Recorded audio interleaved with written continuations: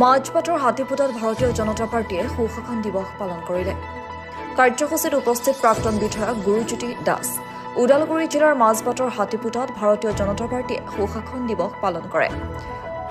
দেওচনীৰ প্ৰাথমিক বিদ্যালয়ৰ প্ৰাংগণত ভাৰত ৰত্ন ভাৰতৰ প্ৰাক্তন প্ৰধানমন্ত্ৰী অটল বিহাৰী বাজপেয়ীৰ জন্মদিন উপলক্ষে হাতীপুতাত ৩০ নম্বৰ বুথত দিৱস পালন কৰে। প্ৰাক্তন প্ৰধানমন্ত্ৰী অটল বিহাৰী বাজপেয়ীৰ প্ৰতিচ্ছবিত এগছি বন্তি জ্বলাই কাৰ্যসূচীৰ শুভাৰম্ভ কৰে মঙলদৈ বিধানসভা সমষ্টিৰ প্ৰাক্তন বিধায়ক তথা অসম চৰকাৰৰ মীন নিগমৰ অধ্যক্ষ গুৰুজ্যোতি দাসে। সুশাসন দিৱস উদ্দেশ্যে প্ৰাক্তন প্ৰধানমন্ত্ৰী অটল বিহাৰী বাজপেয়ীৰ জীৱন সংগ্ৰামৰ বিষয়ে কৰ্মকৰ্তাৰ মাজত আলোকপাত কৰে প্ৰাক্তন বিধায়কগৰাকীয়ে।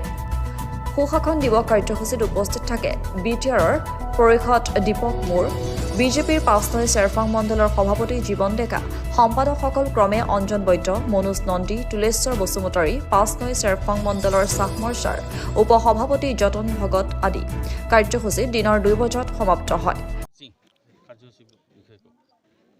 ভাৰতীয় জনতা পাৰ্টীৰ প্ৰথমগৰাকী সভাপতি, এগৰাকী স্বয়ংসেৱক, ভাৰতবৰ্ষৰ প্ৰাক্তন প্ৰধানমন্ত্ৰী আৰু ভাৰত ৰত্নৰে বিভূষিত হোৱা অটল বিহাৰী বাজপেয়ীৰ আজি উপজা দিন।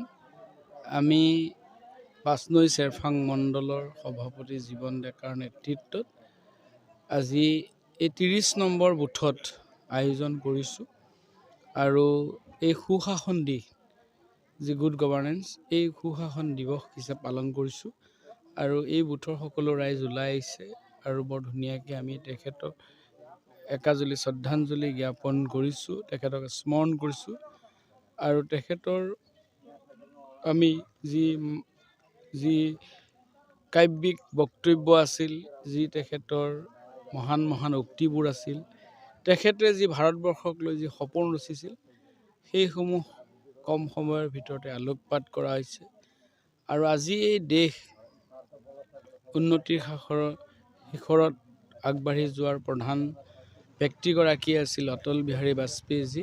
কাৰণ এই যি প্ৰধানমন্ত্ৰী গ্ৰাম চড়ক যোজনা, এই যে আজি এইটো ৰাস্তাত আপুনি অসম অৰুণাচল সীমান্তত আছোঁ, ইয়াতো আপুনি এই পকীকৰণ ৰাস্তা এই আঁচনিৰ জৰিয়তে হৈছে, যাৰ কাৰণে যিটো ৰাজ্যসমূহৰ সংযোগ ব্যৱস্থা, ইখন দেশৰ লগত সিখন দেশৰ সংযোগ ব্যৱস্থা, ইখন গাঁৱৰ লগত সিখন গাঁৱৰ যি সংযোগ ব্যৱস্থা বা গাঁওখনৰ অৰ্থনৈতিক ব্যৱস্থা উন্নতৰ কাৰণে, শিক্ষা ব্যৱস্থা উন্নতৰ কাৰণে যাতায়াত ব্যৱস্থা অতি দৰকাৰী আছিল, সেইটো বাজপেয়ী ডাঙৰীয়া উপলব্ধি কৰিছিল আৰু সেইকাৰণে এই ব্যৱস্থা গ্ৰহণ কৰিছিল, যাৰ কাৰণে আজি ভাৰতবৰ্ষখন উন্নতিৰ শিখৰত আগবাঢ়িবলৈ সক্ষম হৈছে। ওদালগুৰিৰ পৰা যতীন নাথৰ ৰিপৰ্ট, অমৃত নিউজ। অমৃত প্ৰবাহ অসমীয়া সাপ্তাহিক কাকতৰ ডিজিটেল সংস্কৰণ অমৃত নিউজ, সত্যৰ সন্ধানত অমৃত নিউজ।